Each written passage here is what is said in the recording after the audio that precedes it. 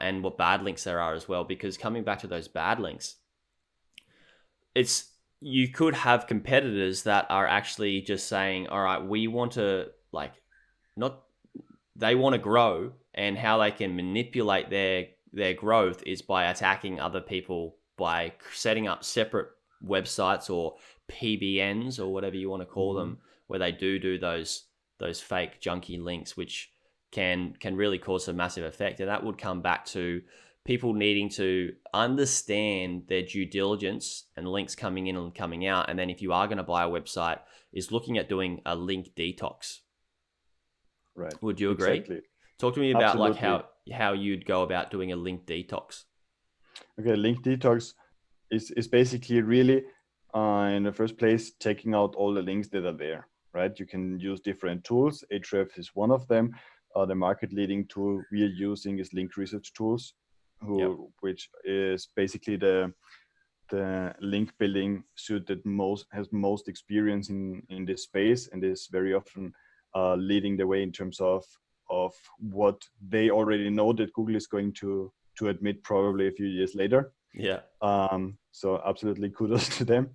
But what they created, for example, is really a huge help when you evaluate links, because they would check the backlinks of every backlink, right?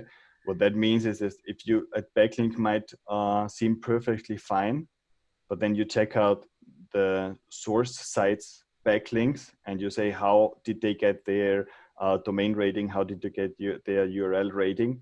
And you see they all have PBNs, they all have very shady backlinks. So Google basically doesn't only consider the first level source of your link, but also how this first level source got their authority, right? So this is something that's on a link by link basis with Ahrefs is very hard to do. On the other hand, Link Research Tools is an agency tool. It's not a tool necessarily for someone who is about to buy or purchase their first site. Yeah. So you probably want to work with some consultancy or agency there that can help you in this space.